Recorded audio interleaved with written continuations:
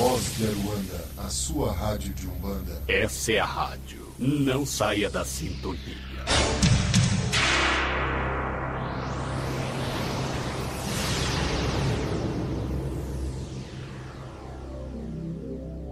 Este programa trata-se de uma produção independente, cujo conteúdo é de única e inteira responsabilidade de seus realizadores. Senhoras e senhores, abra sua mente. Voz de Aruanda, a sua rádio de Umbanda. Começa agora o programa Terra dos Orixás, com o Babá Diego de Odé.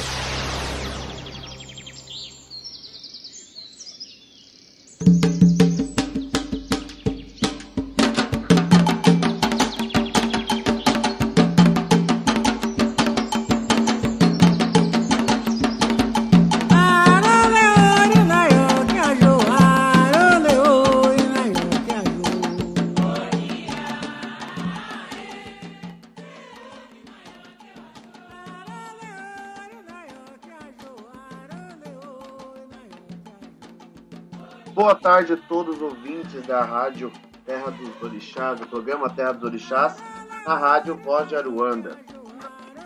Começa agora o primeiro programa, né, do nosso horário, todas as terças e reprise às quintas. E primeiro eu vou me apresentar. Meu nome é Babá Diego de Odé, sou herdeiro de uma casa de candomblé, cresci numa casa de candomblé, fui iniciado junto à minha mãe em sua gestação e cresci nos preceitos do candomblé e surgiu a ideia, né, de uma rádio, um lugar onde eu pudesse, além de escrever, muita gente já conhece o meu trabalho através do blog Terra dos Orixás, já conto um pouquinho como surgiu ele. E a pedido da Paula, né, a convite da Paula pela voz, a Voz da Aruanda, venho hoje aqui começar o primeiro programa. Estou um pouco nervoso, como de costume, porque sou tão acostumado a escrever, quando é para falar fica um pouco mais complicado. Então, me desculpem o nervosismo e espero contar com a audiência de vocês e também com as perguntas. Em 2010, né, a questão do candomblé nas redes sociais, uma coisa bem anterior, né, a 2007, quando eu comecei a divulgar o candomblé através das redes sociais. E a ideia do blog, ele surgiu em 2010, né, com o Terra dos Orixás, que é o terradorixás.blogspot.com.br. E o Terra dos Orixás começou como um blog de pesquisa, né, e aos poucos ele foi tomando um formato onde ele conta o meu cotidiano. Eu sempre ouvi desde muito pequeno todas as histórias que vinham o que levou as pessoas ao candomblé, sempre de dor, sempre com algum problema, sempre de uma forma muito traumatizante. E eu pensei o seguinte, se Ogum, né, o orixá da minha bisavó, e Oxóssi decidiu, né, e me deu essa missão de ser zelador, eu não queria assumir essa responsabilidade pela dor. Então eu comecei a me apaixonar pelo candomblé. Graças a Deus tive ótimos orientadores, pessoas que me trataram sempre com muito carinho.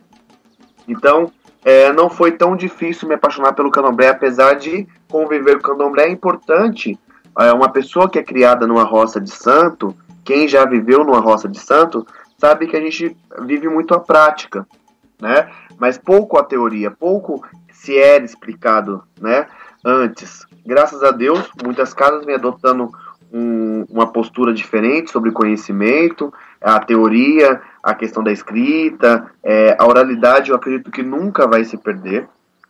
Porém, é muito importante que deixe registros para que não se perca, como tantas outras coisas foram perdidas e estão sendo resgatadas graças ao Louro.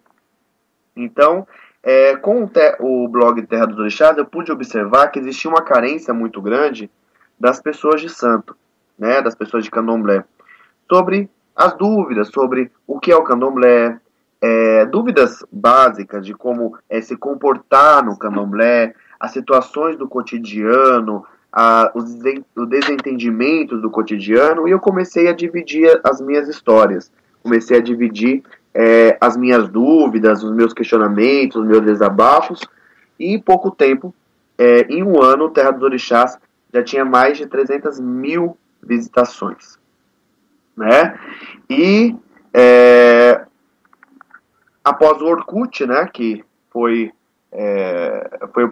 minha primeira rede social que eu comecei a falar, a escrever sobre candomblé, passei ao Facebook, né, minha página pessoal, que é Babá Diego de Odé, se tornou muito maior do que uma página pessoal. Foi quando, nesse ano, se tornou uma fanpage. Então, Babá Diego de Odé, você procura no seu Facebook e vai estar lá a minha fanpage. Eu não tenho um face como Babá Diego de Odé, um perfil como Babá Diego de Odé. É a fanpage, porque eu estava com quase 10 mil seguidores. Hoje nós estamos chegando a 17 mil seguidores, curtidas. Então, ficou muito grande. Então, o meu papel nas redes sociais começou em 2007. Né? E, seguindo para a fanpage, eu notei que na fanpage nós temos outras ferramentas, né? As perguntas, eu tenho como acompanhar o meu público, saber qual é a carência, né, desse público. Então, quando eu posto sobre cotidiano do candomblé, eu vejo que essa é uma grande carência. Lidar com as situações que envolvem a convivência entre irmãos de santo, entre pai e filho, entre mãe e filho, enfim, é muito complicado, porque quem nasce em uma família grande se acostuma muito mais com o candomblé do que quem é filho único, quem nasce numa família pequena, porque você vai se deparar assim, com situações que são diferentes, porque estamos todos lá buscando a mesma coisa, só que existe amizade, existe N sentimentos que vão aí envolver o convívio entre os irmãos de santo. E é aí que surgem as grandes amizades, as grandes rivalidades, enfim. Então, da fanpage eu posso notar que esse assunto, o cotidiano, né, o comportamental, ele fala sempre mais alto. Voltando, esse é o Terra dos Orixás, né, o programa Terra dos Orixás, com Babá Diego de Odé, pela Voz da Aruanda, e é o primeiro programa, tá? Então, hoje, vamos falar sobre o candomblé, né? Só para apresentar, essa é uma rádio ligada à espiritualidade, ligada à Umbanda, às religiões afrodescendentes. Então, vou dar uma explanada sobre o que é o candomblé, para ficar claro o segmento que vai ser o nosso programa, tá? Então, o candomblé, ele surge, a forma que nós hoje cultuamos, ele surge aqui no Brasil com a vinda dos negros, e ele toma um papel, né, social muito grande. Ele aproxima esses escravos, né, esse povo que se une através da religião. Então, foi uma forma de perpetuar também os laços familiares independentes de sanguíneos, né? Então, o candomblé teve esse papel muito importante. O candomblé, ele é organizado, né, com orixás de origem Queto, de origem Jeje, né, o Jeje Nagô, né, orixá de origem Jeje e orixá de origem Nagô. Então, nós temos 16 orixás, entre tantos outros que são também cultuados, mas iniciados estão de 16 a 18, dependendo do axé, né?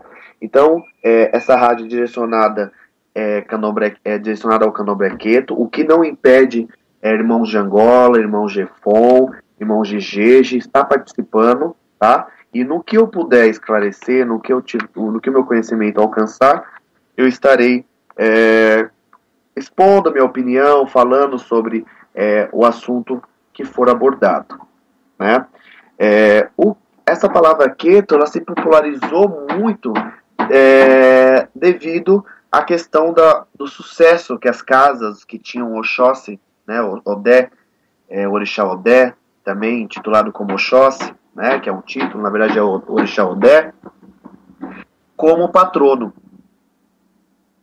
No início do século passado, chamava-se o candomblé Queto, que hoje nós chamamos de Queto, como Jeje Nagô, né, ou Nagô Jeje, enfim.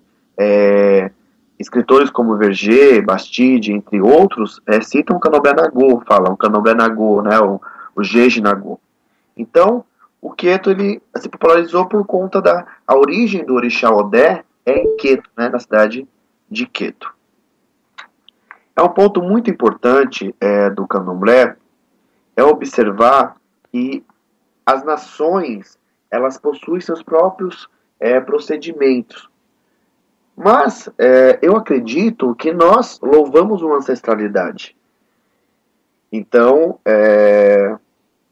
o Inquice de Angola, o Vodum do Jeje, o Orixá do Queto, possuem fundamentos diferentes, porém vêm de uma mesma origem africana, é uma energia muito similar, né?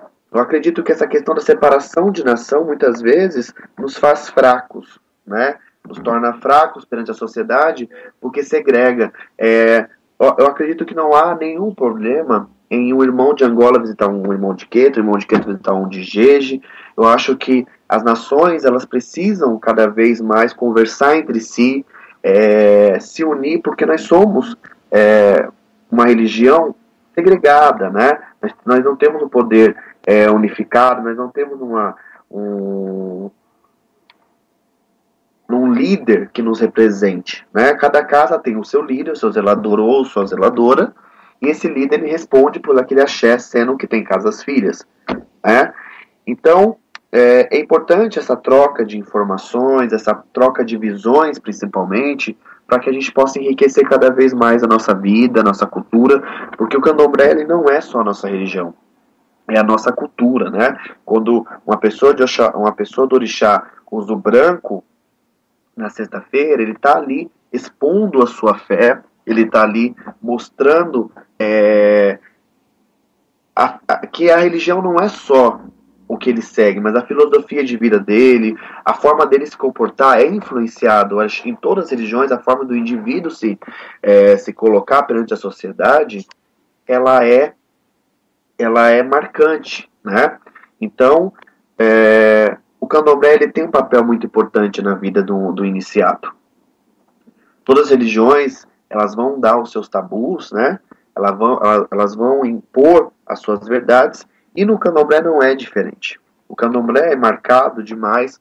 Eu acho que uma das dúvidas que eu mais recebo no meu e-mail, gostaria até de passar o meu e-mail aqui, que é o terradosorichás@hotmail.com. Quem tiver alguma dúvida, uma história para dividir, pode escrever, repetindo, terradosorichás, XS, né, orixás XS, @hotmail.com, tá? Então, uma das dúvidas que eu mais recebo é falando sobre a hierarquia no candomblé, que é muito forte, né? Que é muito um ponto, quase um não existe esse candomblé sem hierarquia, né? Todo candomblé tem um sistema organizado, então ele vai ter lá o babalorixá, ele vai ter o babalaxé, yalaxé, babaquequerê e aquequerê, que são cargos, né? Que são pessoas que assumem funções, né, delegadas pelo babalorixá. Funções essas que eu observo que são deturbadas pelo aquilo que o zelador quer. Então, muitas vezes, uma mãe pequena, um iaquequerê, que é responsável não só pela criação, a Gibonã, ela cria o Iaô durante o recolhimento, o Iaô, que é o iniciado, ela cria, mas é a mãe pequena, ou o pai pequeno, que vai educar, vai ajudar o seu babalorixá, né, a educar aquele irmão. E às vezes ele tem menos poder do que a IQED, ou ele vai ter menos poder do que um outro cargo, porque ele tem menos afinidade com aquele zelador. Então acho que um dos outros pontos que devem ser revistos no candomblé é a questão do cargo, né, porque o cargo ele faz parte dessa hierarquia, então ele precisa ter uma descrição, né? O que esse cargo faz? Qual é o papel desse cargo? Para o filho poder desempenhar bem esse papel, né? Para ele poder saber onde ele deve seguir ali a linha de raciocínio e de aprendizado. Então, essa hierarquia, ela não pode, de maneira alguma, colocar ser um empecilho dentro de uma casa de candomblé. A hierarquia, ela está ali para poder organizar, para poder fazer com que tudo corra bem, né? O mais velho ensinando o mais novo. Eu acho que esse é o papel da hierarquia. Nós temos os cargos de uma casa, como a Yalorixá, Babalorixá, a mãe pequena, o pai pequeno, a Yalaxé, o Babalaxé e os demais cargos, eles vão conversar entre si, eles vão respeitar o limite um do outro, né? Uma casa que está nascendo, uma casa que está brotando, ela não vai, por enquanto, ainda ter todos esses cargos. Então, o que muita gente pergunta assim, pai Diego, na minha casa, a Iacaquerê é quem faz os axés, né, quem cozinha, quem faz as comidas de santo, mas não seria a Iabacé, né, que é o cargo que cozinha? Quando não se tem a Iabacé, o outro cargo assume esse papel. Então não é errado essa mãe pequena fazer os axés, né, fazer as comidas de santo, os ebós, né, porque ainda não chegou esse cargo, né?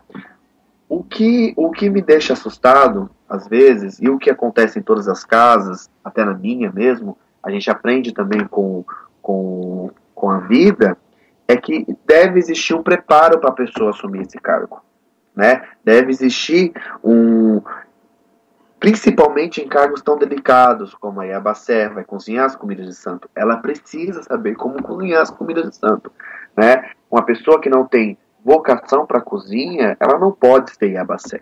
Ela não consegue desempenhar bem o papel dela e assim desestrutura toda essa cadeia de organização, né?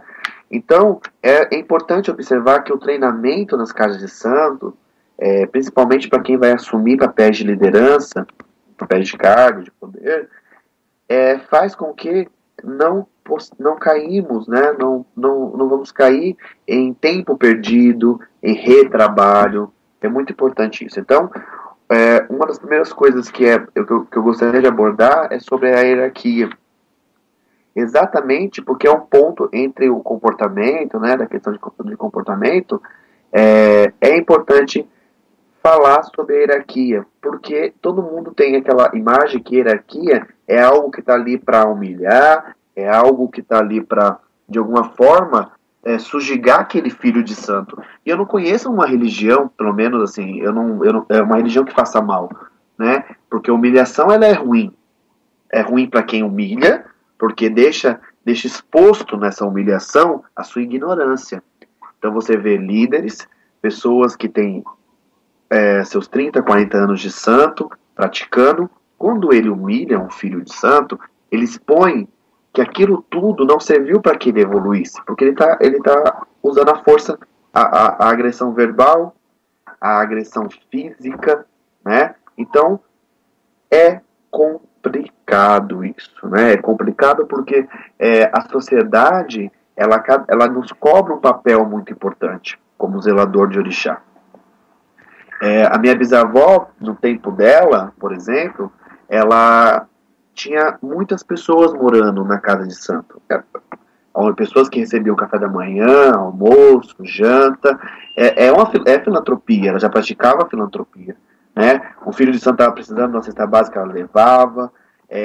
Assim foi a minha mãe, assim aqui, na minha gestão na casa de santo. Então, nosso papel... Se a gente não pode ajudar, a gente, pelo menos uma palavra amiga, a gente tem que oferecer, né? Porque esse é o nosso papel. Nós não somos pais de santo. Nós zelamos pelo orixá e cuidamos dos filhos dos orixás como se fossem nossos, né? chegou uma pergunta aqui do Marcelo de São Paulo, e ele diz o seguinte: é certo, ou existe, é certo, né? Ou existe o candomblé, o umbandomblé, a mistura de umbanda ou candomblé? Bom, existe um umbandomblé, ou seja, a umbanda que pratica elemento do candomblé de forma como o orô, que é o corte, que é os sacrifícios, que canta cantigas de candomblé misturadas com cantigas de umbanda. Essa é um umbandomblé no meu ver, né? Também existe casas que tem o culto de orixá, que cultua orixá no candomblé, porém esse babalorixá e esses filhos possuem entidades como caboclo, como baiano, como preto velho, e é feito separadamente um dia para cultuar essas entidades. Existem dois tipos, né? O que é o umbandomblé, no meu ver? É a umbanda que pratica elementos do candomblé. Olha, dizer que não existe é muito complicado porque existe N casos. Mas, no meu ver, eu acho que descaracteriza as duas. Descaracteriza a umbanda e descaracteriza o candomblé. Porque acaba sendo a união. Então eu pego elementos da umbanda que me fazem, que eu gosto, eu pego elementos do candomblé que eu gosto e eu misturo. Daí acontece que as pessoas que seguem essas casas, elas acabam buscando conhecimento. E ainda não existe nenhum estudo, não existe muita coisa referente ao umbandomblé. Porque me parece que a umbandomblé está já sendo associada por muita gente como uma nação. E eu nunca tinha ouvido muito bem falar sobre isso. Então eu fui procurar, eu conversei com algumas pessoas, eu atendo pessoas que já foram de umbandomblé, e eu vejo que existe um momento onde vai ter essa separação, né? Vai ter um momento onde esse filho, essa casa, ela vai ter que tender a uma coisa ou outra. Sendo que outras casas, a umbanda e o candomblé convivem muito bem. Uma isolada da outra. Uma sem descaracterizar a outra, né? A minha tataravó, Santa de Oxalá, ela não havia culto a entidades, né, de umbanda na casa onde ela frequentava. Já a minha bisavó foi iniciada, Orixá Ogum, em candomblé, e posteriormente passou por alguns problemas de saúde, onde ela teve a manifestação num caboclo, né, mestre Catuí.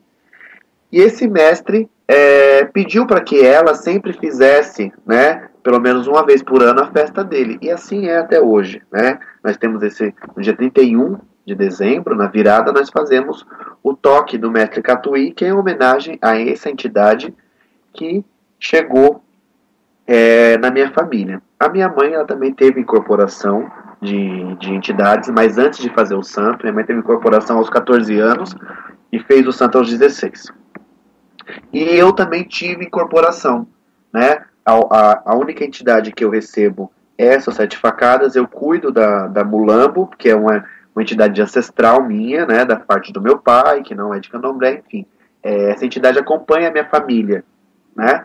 Então, eu cuido, mas eu não entro em transe com ela. Então, nos dias onde nós fazemos os toques de caboclo ou as sessões de Exu, separadamente. Esse ano, nós estamos concluindo a obra do terreiro de Jurema, que é um terreiro separado, né? É num outro endereço. No final eu passo o endereço do Belajô, que fica em Itapevi, e é um terreiro separado, tá? Para poder, de verdade, separar os cultos, para não descaracterizar. Então, o culto de Jurema é de Jurema, o culto de Candomblé é de Candomblé, tá? Então, acho que eu respondi o Marcelo, agradeço, Marcelo, a sua participação, e quem estiver ouvindo e também quiser enviar a sua pergunta, pode enviar. Eu encerro o assunto, e encerrando o assunto eu já respondo a pergunta. Vamos lá. Então, nós falamos da hierarquia, que a hierarquia ela está presente no candomblé, sempre esteve, é uma forma de organizar, não uma forma de atrapalhar, né? E assim, Iaôs, Abiãs, pessoas que estão ainda no caminho, né, à maioridade espiritual, que chega aos 7 anos, quando se torna um ebome, eu dou um conselho. respeitem a hierarquia, tá? Respeitem a hierarquia para poder você amanhã ser respeitado, porém não suporte e não engula, não leve para casa desaforos. Aconteceu algo onde você se sente de alguma forma prejudicado, onde você se sente de alguma forma humilhado, vá até o seu zelador, não importa que grau de intimidade tem aquela pessoa que te humilhou com o seu zelador. Chame o seu zelador e converse. Estou me sentindo prejudicado nesse assunto, fui humilhado, e com certeza, seu zelador, zeladora, como um líder representante do orixá aqui na Terra, ele vai dar um direcionamento, ele precisa dar um direcionamento, lembrando que o bem-estar da comunidade, ele vem antes do nosso, né? Então, muitas vezes é o jeito da pessoa corrigir, é o jeito da pessoa falar, não, ela não vai mudar, não, ela tem que mudar, mas o mais novo precisa compreender que há pessoas na religião que estão há 20, 30 anos, e que já viu de tudo, no sentido de, já viu muita gente entrar, muita gente sair, já teve muita ingratidão. Então essa pessoa, ela é de alguma forma rude, né? Ela é desconfiada, ela é na dela, porque todos vieram, ela continuou ali na religião. Então ela tem aquela desconfiança. Então, tenha paciência, casa de santo, se Deus quiser, é o seu caminho, porque o orixá levou você até a casa de santo, então significa que ali é o seu lugar, a sua religião. Ela precisa ser respeitada, você precisa ser respeitado, o zelador precisa ser respeitado, porque independente do cargo que você tem, você é um ser humano. Sendo um Abian, sendo um Iaô, sendo um Ebome, é um ser humano, tem a sua vida particular, tem a sua própria a sua vida pessoal e profissional e familiar, enfim.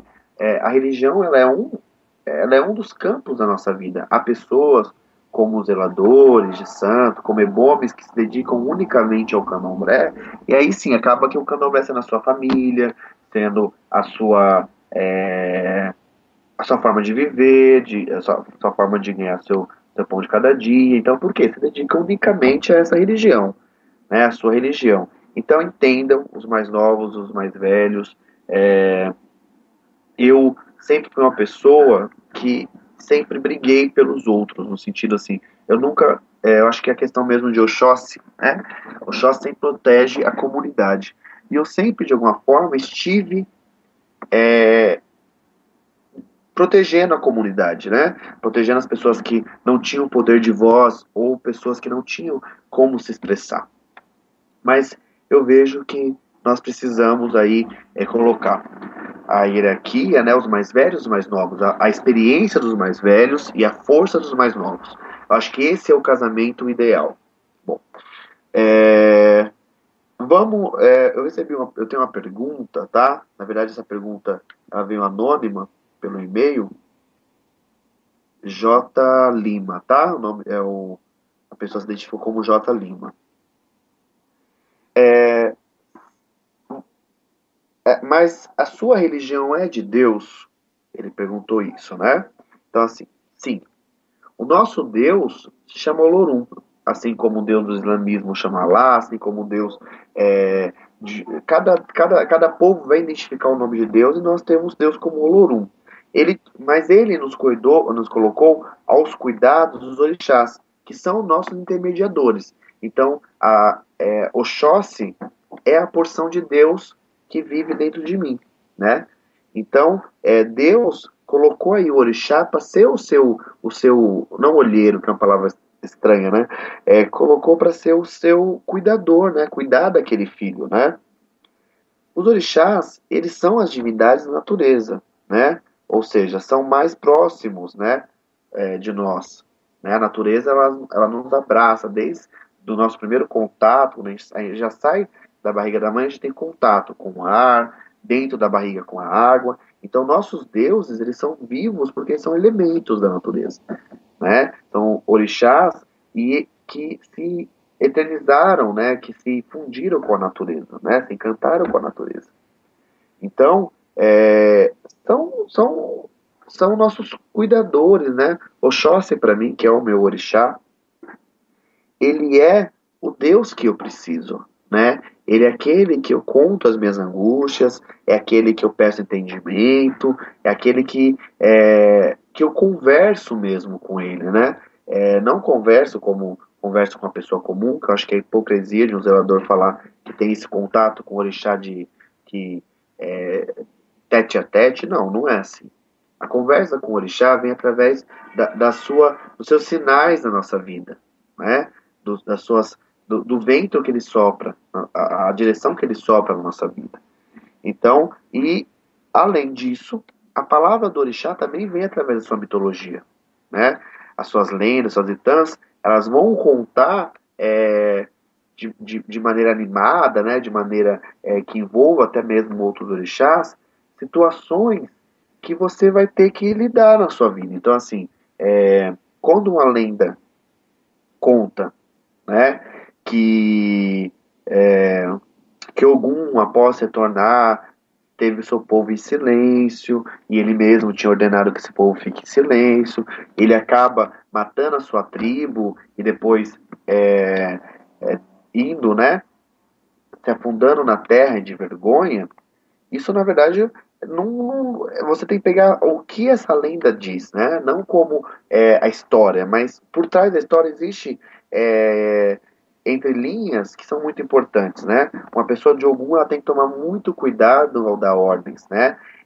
Ela não pode ser impulsiva, né? Então Ogum foi para a guerra, quando voltou, já cansado, já com a vitória, esperava de seu povo o reconhecimento, quando na verdade ele mesmo tinha pedido ao povo que ficasse em silêncio naquele dia, que tivesse aquele preceito. Então, assim, as pessoas do Ogum, elas precisam resgatar em si, né, resgatar neles essa questão de como molda. Então, você tem uma amizade, uma pessoa do Ogum tem uma amizade com a outra, ela acaba, de alguma forma, direcionando aquela amizade para um grau de intimidade, né, e quando ela mesmo molda aquela pessoa, e quando ela, em algum momento, essa pessoa tem um comportamento que ela mesma pediu daquela pessoa, né? Ela mesma moldou aquela pessoa, né? Olha, eu não gosto de dividir a minha parte amorosa com você. Eu não gosto de falar sobre isso. Aí um dia que essa pessoa do Ogum passa por um problema amoroso, ela acaba indo conversar e aquela pessoa não tem reação. Então ela fica com raiva, ela acha que aquela pessoa não, de alguma forma, está menosprezando o que ela sente, quando na verdade não, ela deu aquele limite. Então, as lendas, elas estão aí para poder corrigir, né, os filhos dos orixás, né? Eu acho um tremendo desrespeito algumas lendas que falam de maneira muito vulgar do orixá, né, ou trata, né, filhos dos orixás, você é de Yansan, você você é de má índole, né, você não para com ninguém, ou você é de Iemanjá, você quer controlar todo mundo o tempo todo. Eu acho que isso é ruim, né? Isso, na verdade, nós temos o nosso negativo, como todo mundo, todos os orixás, os seus filhos têm um negativo que deve ser corrigido. Eu acho que a evolução de comportamento no candomblé é muito importante. Eu vejo pessoas que narram histórias muito bonitas, pessoas que eram muito agressivas, pessoas que tinham comportamento e não tinham freio, né? E de repente essa pessoa, ela se torna, após a iniciação, ela se encontra ali com o Deus que mora nela, né? E ela vê o tamanho de responsabilidade que ela tem com o universo.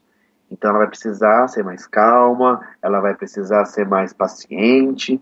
Ontem mesmo eu ouvi uma história, estou dividindo até essa história com vocês, de uma filha minha que contou, né? Ela foi iniciada há 20 anos atrás e ela passou por isso, né? Uma pessoa que não tinha freio, uma pessoa que falava mesmo, né? Então, assim, é importante. Ela acabou vendo dentro do orixá que ela precisava ter calma, que ela precisava, de alguma forma, ter freio, para que ela não cometesse erros na vida dela, né? Porque quando você não pensa, o corpo padece. E você carrega o orixá. E você, o iniciado, ele carrega a responsabilidade de carregar o nome da família, o nome do seu orixá. É muito triste ver uma pessoa iniciada nas drogas, É muito triste ver uma pessoa iniciada bebendo, né? Não socialmente, que eu acho que a vida pessoal do filho de santo cabe a ele, né? Mas jogado na sarjeta bebendo, eu acho que não condiz com a religião que nós seguimos, tá? Então, você que é iniciado, você que, independente da nação, gente, que você é iniciado, o orixá te deu ali a mensagem dele, né? Então, o preceito, o comportamento dele pode mudar de nação para nação, mas o significado de uma iniciação é a mesma. O significado de uma iniciação é o resgate, é o recomeço, né? É o religar. Então, pega essa mensagem do orixá, né?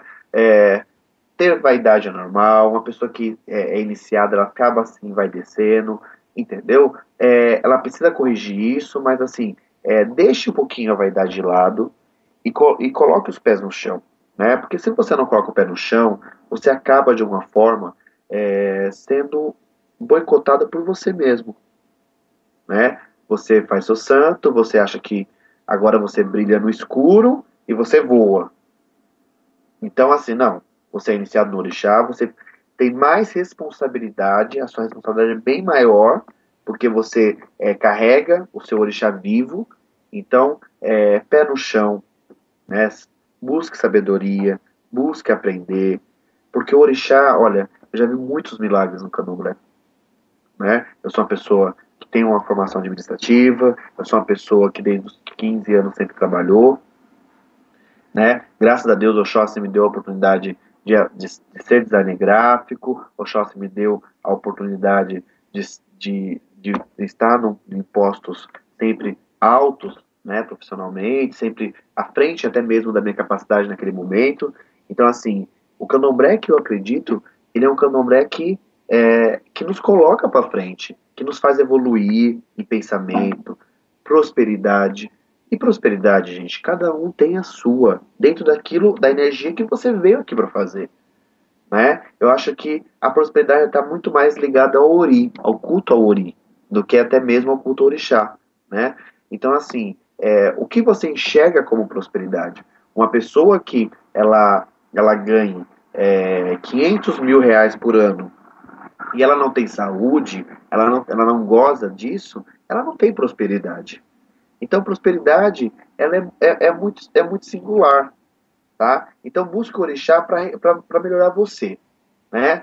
E dentro daquilo, dentro da sua melhora, da sua evolução, da sua alma, aí sim, você vai prosperar, você vai ter saúde, você vai ter um bom convívio com as pessoas. Esse é o orixá que eu acredito. Esse é o verdadeiro orixá. O orixá que machuca, o orixá que prejudica, olha, me desculpem, mas se é ruim, não é religião, tá? Recebo mais uma pergunta aqui. Por que os filhos de orixá tendem a sofrer por ajudar os outros? Vamos lá. Tomar ação de oferecer ajuda, de ajudar uma pessoa, ela é uma escolha, né? Ela é uma escolha motivada pelo emocional, motivada pela sua própria história, motivada pelo seu jeito de ser mesmo. Mas a partir do momento, como toda decisão, terá o lado positivo e o lado negativo. E o lado negativo de oferecer uma ajuda, com certeza, é ingratidão. Quando você oferece o que você tem e às vezes o que você não tem ao outro, você está arriscando, né? Você está arriscando a ter pelo menos um obrigado, como a pessoa virar as costas e fingir que você nunca teve ali, né? Que aquilo que você ofereceu é pouco, e a ingratidão ela mata, né? Sendo uma pessoa de Oxalá, uma pessoa que é voltada para a humanidade, é uma pessoa voltada para o bem-estar, né? A casa do Pai, Oxalá, é aquele que acolhe todos, né? Ele é o orixá do Alá, ou seja, da proteção, aquele que cobre a nossa vida, né? Então essa pessoa, as experiências que ela passar na vida dela, com certeza irão marcar ela, né? Porque Oxalá é a memória, né? O Orumilá, ele tem o papel de guardar tudo, né? Guardar e entender e saber o começo e o fim, porém Oxalá, né? Vamos falar de Oxalufã, né? Que é o velho, né? Oxoguian é o guerreiro.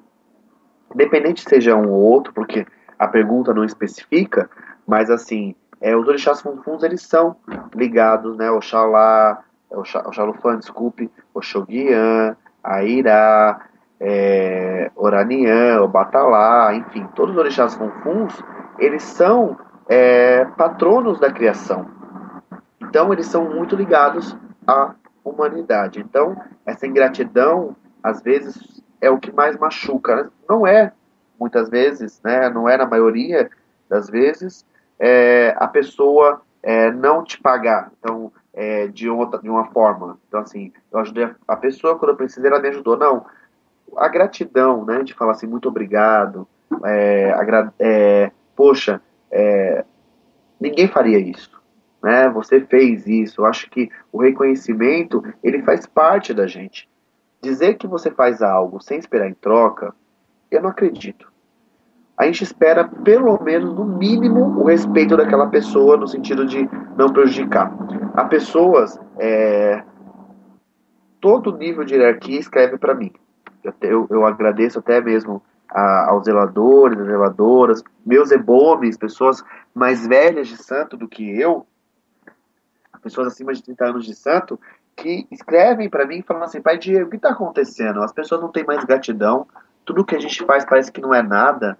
Pessoas indignadas com isso, zeladores indignados com a ingratidão.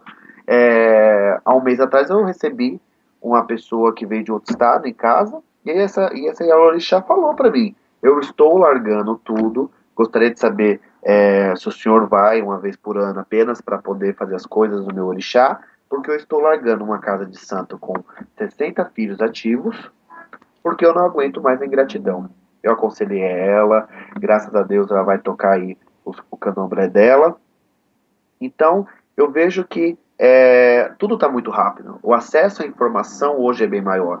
Então, o Iaô, ele sai do quarto de santo e ele vai buscar conhecimento fora para comparar, para ver se aquilo está certo, se aquilo linha de raciocínio, enfim. Ele, às vezes, entra só com a roupa do corpo, às vezes só compra o seu ibá, às vezes não tem nada mesmo. E aquele zelador abre sua porta, faz tudo bonitinho, dentro daquele conhecimento que ele recebeu. É importante destacar isso. O zelador, ele vai passar ao filho o conhecimento que ele recebeu, né? Então, como existe também pessoas de má índole, pessoas que só querem filhos de santo para números, para poder ostentar, enfim, a gente não está discutindo isso aqui, vamos discutir a ingratidão. Num outro programa a gente vai discutir sobre isso.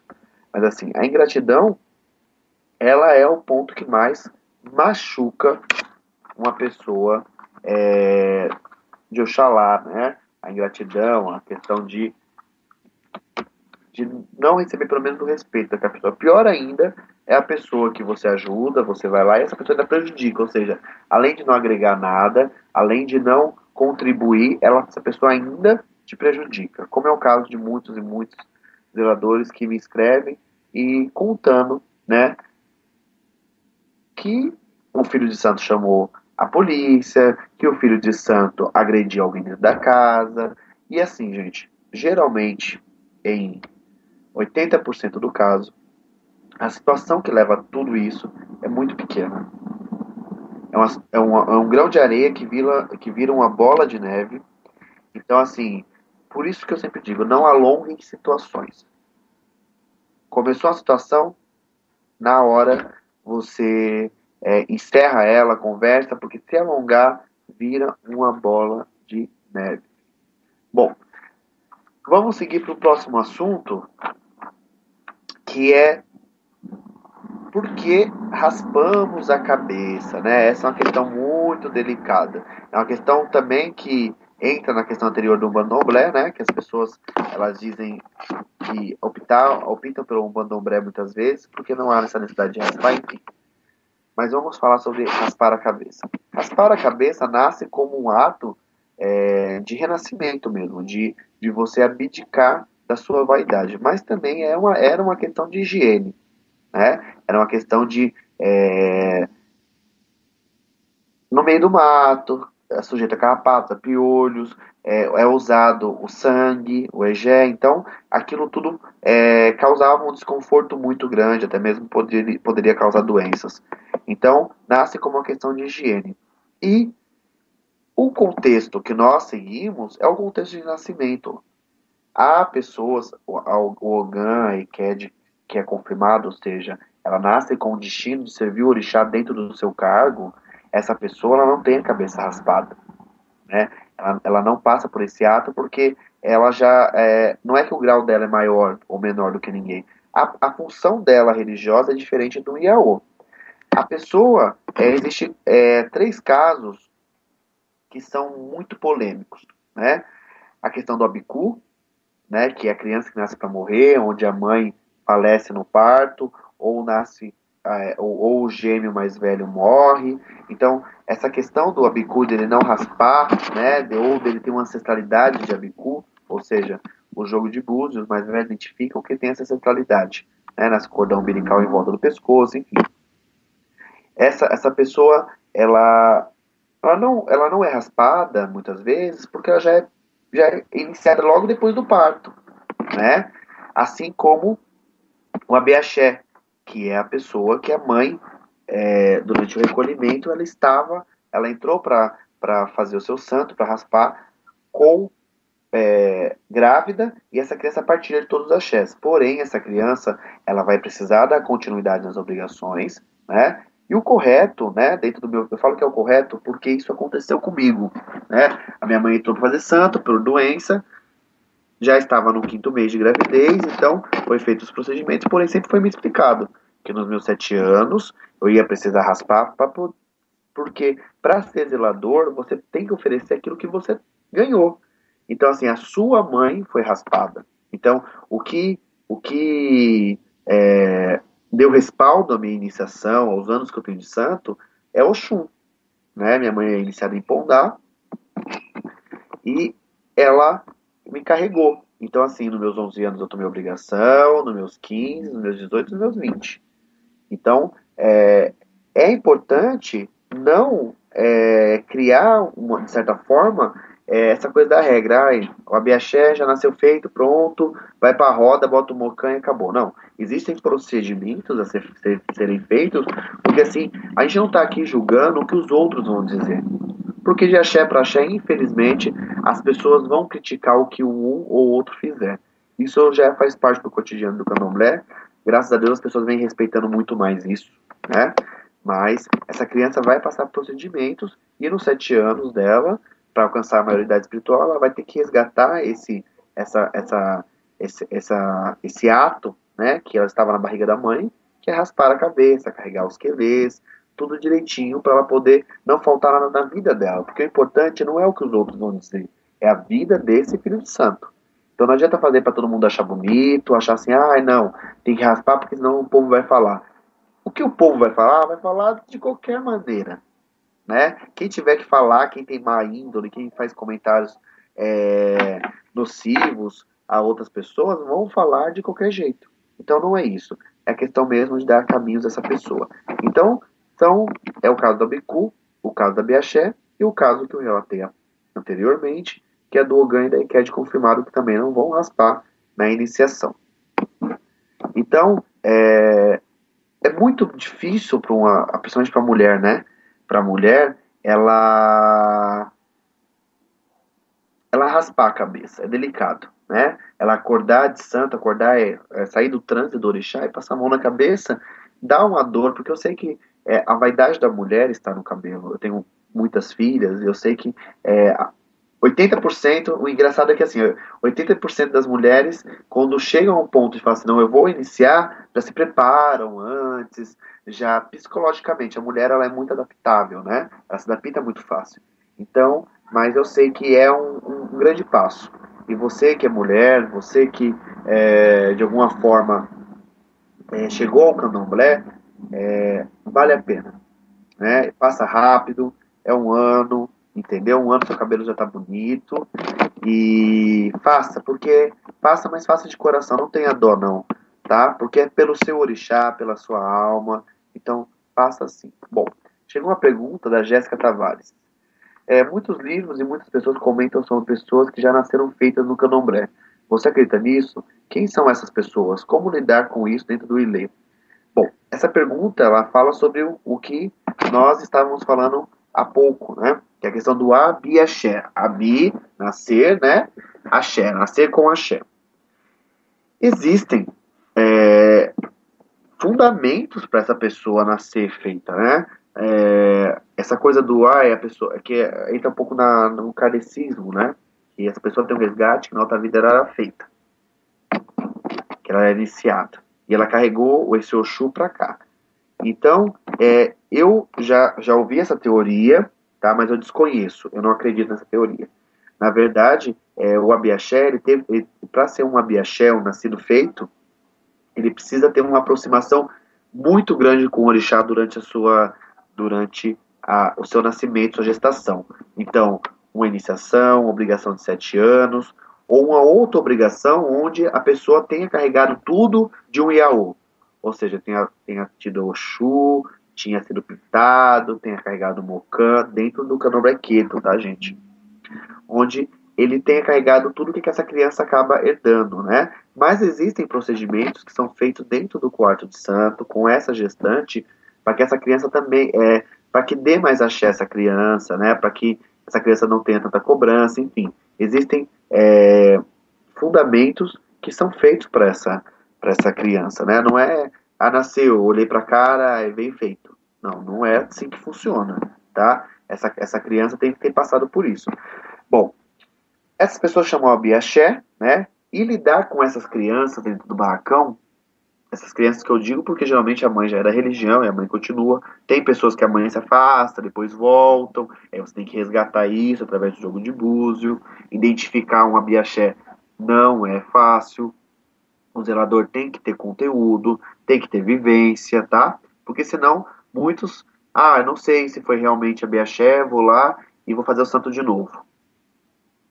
Porque vai que o povo diz, é assim. Não. O jogo de búzio tem ferramentas para poder fazer direitinho, para resgatar descobrir se esse odor de nascimento dessa criança carrega essa memória. Então, lidar com essa criança, lidar com essa pessoa, esse homo orixá, né, esse filho de orixá dentro do barracão, como outro Iaô, tá? Ele vai cumprir as responsabilidades dele, vai tomar a maioridade, tá? Vai assumir aí o destino que o orixá determinar. O Abiaxé não pode ser zelador. Por quê? O Abiaxé não pode ter um cargo. Por quê? Não, o Abiaxé, ele é um Iaô, ele carregou todos os preceitos, ele tem tudo o que o iniciado tem, então ele vai desempenhar o mesmo papel, tanto de Iaô, quanto de Ebobe, como os demais, tá? Então, assim, esse é um papel, esse é um assunto que já teve vários grupos de discussões, já participei de muitos, porque era uma questão que me assombrava, no sentido de, e aí, o que eu vou ser? Dentro do candomblé. E, graças a Deus, eu busquei entendimento, não caí na conversa fiada de pessoas que falavam que a Abiaxé não existe, sempre existiu. Como a Jéssica citou, muitos livros, muitas pessoas já comentam, e existe, porque o orixá que a pessoa compartilhou de todos os axés. Nós sabemos que nós temos incisões, né? Nós passamos por cortes, né? Existem cortes, existem a mãe, quando está grávida, ingere alimentos do orixá, então que a criança comunga do orixá com ela. Por isso que o axé dela nasce diferente, tá?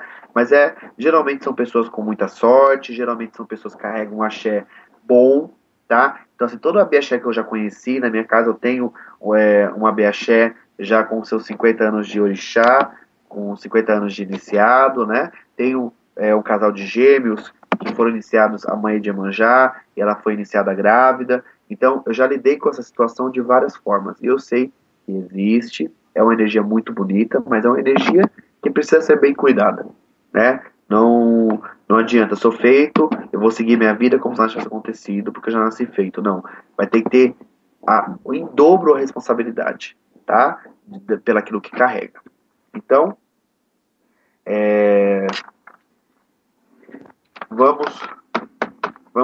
Vamos encerrando esse programa de hoje, tá? Com mais uma pergunta, tá? Vamos lá.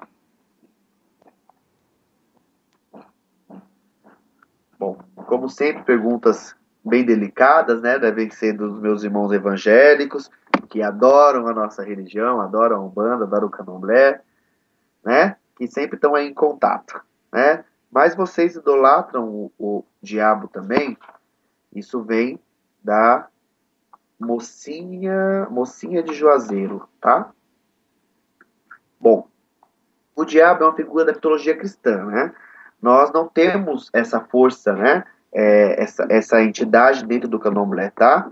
A gente, infelizmente, Exu, que pra gente, se fosse fazer um sincretismo entre o catolicismo e o cristianismo, e o Candomblé, Exu seria um anjo, porque ele é a anunciação, ele é o mensageiro, né? Então ele seria mais o anjo do que o próprio demônio. Só que Exu é uma entidade, um orixá ligado à sexualidade, né? Então por isso foi associado ao demônio católico. A sexualidade, que no papel, na comunidade iorubá, é tida como um dom, como algo que dá vida, como algo que é sagrado, e não algo que é deturbado, né? Quem deturba somos nós, ser humano, né? Nós nascemos num ato sexual, né? Pelo menos a grande maioria da gente, de nós. Então, Exu, ele é a luz e a escuridão, porque Exu é o equilíbrio, né? Então ele é o equilíbrio entre a luz e a escuridão, certamente. Mas somos nós, os seres humanos, que invocamos nele, né? Nós invocamos. Quando você invoca Exu para fazer mal a outra pessoa, você está regredindo. Porque se você para invocar o espiritual para prejudicar uma outra pessoa, é porque você tem que repensar aí o seu papel dentro da sociedade. Por que você não consegue se defender? É espiritual? Eu acho que a partir do momento que a agressão é espiritual, que essa pessoa te agrediu espiritualmente, ou seja, invocou de alguma forma alguma entidade, alguma energia negativa contra você, você invoca Exu para que Exu limpe o seu caminho, para que Exu te defenda no espiritual. Mas se é algo do cotidiano e você tem a capacidade física, intelectual de responder, de se defender, se defenda. Não vá invocar orixá, não vai invocar, seja qual for o seu Deus, para poder fazer o mal ao outro. O mal nada constrói, né? Se o outro te ofendeu, abaixa a cabeça, né? Se você estiver errado, se você estiver certo, você retruque, fale, se defenda, mas não invoque energias tão sagradas para fazer o mal. Eu agradeço demais o tempo, a atenção de todos os ouvintes. Mais uma vez, eu quero agradecer a Voz de Aruanda, tá? A Rádio Voz de Aruanda, por ceder esse espaço, pelo convite, tá? Que veio através da Paula, para que eu possa ter esse momento, né? Esse tempinho aqui com vocês. Vai ser reprisado esse programa, tá? Vai estar no YouTube, e aí, através da minha fanpage, Babá Diego de Odé, eu vou estar aí finalizando. Que o Lorum, que o Oxóssi, que o Oxum e todos os orixás abençoem essa semana, né, essa terça e essa semana que vem pela frente, que vocês tenham força, que vocês tenham determinação, coragem, principalmente, porque não se é feliz sem coragem, né? Você precisa ter coragem. Então, e continue, né, mandando suas mensagens, que na terça-feira eu vou estar aqui respondendo e que possamos sempre ter esse momento bacana. Uma ótima tarde a todos e até mais.